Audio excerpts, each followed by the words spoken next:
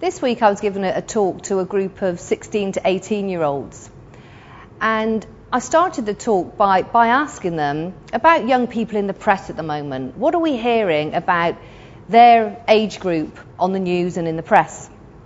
And the kind of things they came up with were young people being seen rioting on the streets, really high unemployment rates for young people, that the future isn't good for young people. The university fees are now so high that many young people won't be able to go to university. If they don't go to university, there's also not enough jobs. And so the feeling can actually be a bit heavy and a bit glum. And I think quite often when we look at TV, it's great and they like to report things that are pretty doomy and gloomy. And so I wanted to give the young people a different news flash, things that perhaps aren't always reported on the news. And one of those things is Coutts Bank, which is the bank preferred by many multimillionaires and the Queen banks at Coutts. They've actually reported that their actual client base is getting younger. And they're having more and more young millionaires joining the Coutts Bank. 30% of graduates are now describing themselves as freelance or self-employed. And more young people are setting up their own business. Why is this? Well, school teaches us to be employed. And so when I was at school, the only aim really was to leave school and to get a job. That's what we were groomed for. But TV actually is grooming the next generation to be a group of entrepreneurs, to be a nation of entrepreneurs. And you have programs like The Apprentice and Dragon's Den and many others. And young people can watch that and be inspired to set up their own business. And why not? There's so many young people now, they're incredibly successful. Malcolm McVeigh, who actually imported when he was 13, the little bikes, you might remember, the little fold-up silver bikes, and adults were riding them and young people were riding them. This was when he was 13, and at 15, he was a millionaire.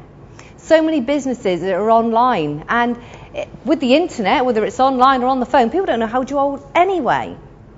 So for me, I think this is probably the best time to be a young person and to move away from all this doom and gloom that we're hearing. Young people now are taken far more seriously in business, and when you look at the success of Google and Facebook and innocent drinks, all started by incredibly young people. So I think years ago, where it might be, well, someone's too young, I would say you're definitely not too young. But again, let's look at this in context. So if somebody is a young person, there are some benefits. So I think young people are more likely to seek a mentor, because TV shows, again, like The Mentor, like The Apprentice, may have Lord Sugar as a mentor.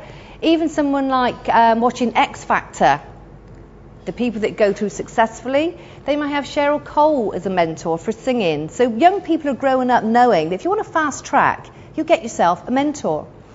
Young people are more likely to outsource, so to find somebody that can help them, to set up an office at home, to grow the business organically. And we'll actually use certain websites like Fiverr.com or lots of other things to set up their business. And they can just do this from their bedroom if need be. The flip side could be they might not do enough market research, they might not look before they leap.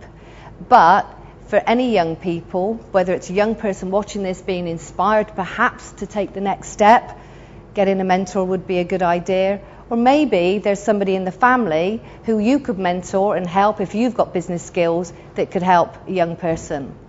So for me, I'd say less doom and gloom about the younger population, and let's help empower them, because I think they can do absolutely great things, and there's never been a better time to be a young entrepreneur.